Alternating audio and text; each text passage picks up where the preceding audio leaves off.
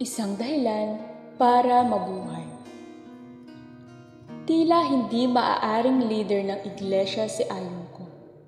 Bulag siya mula sa pagkabata.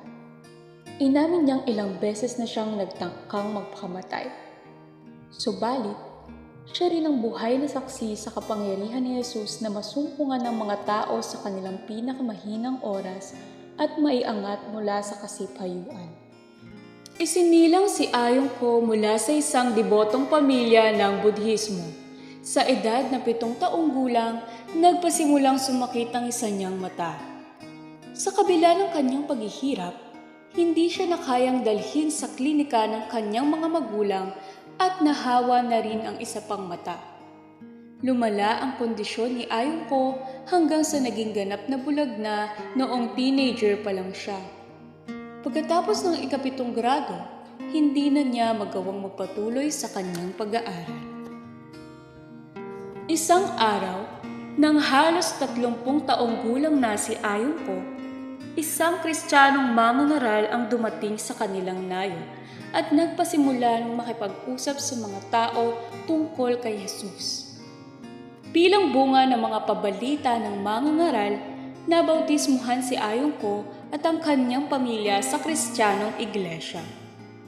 Dahil hindi makapagbasa ng mga aklat si Ayungko upang matutunan ang marami pa tungkol kay Jesus, pumaling siya sa mga audio sources para sa impormasyon.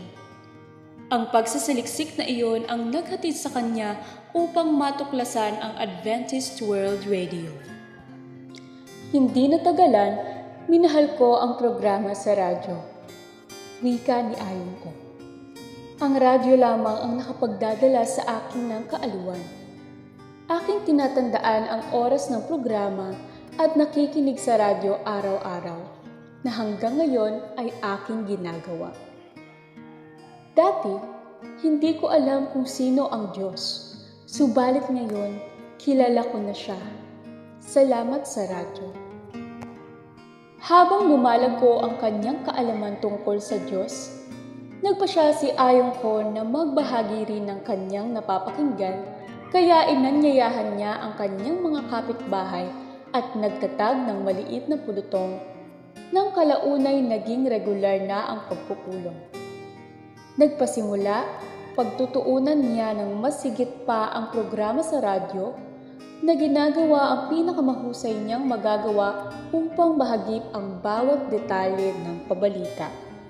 Sa pamamagitan ng kanyang pamamaraan, naging bantog na tagapagsalita si Ayungko at iginagalang na leader.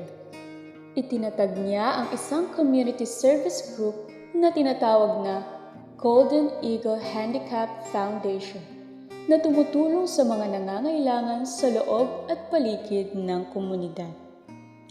Labis ang aking kagalakan na kilala ko ang Diyos at ang katotohanan ng Sabat. Wika ni Ayungko.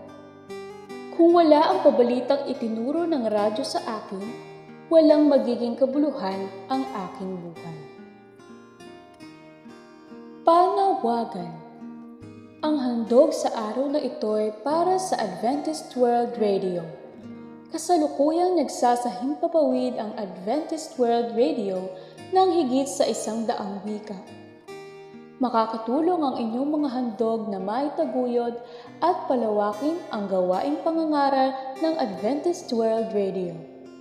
Ipanalangin ang ministeryong ito at magbigay ng inyong regular na mga handog.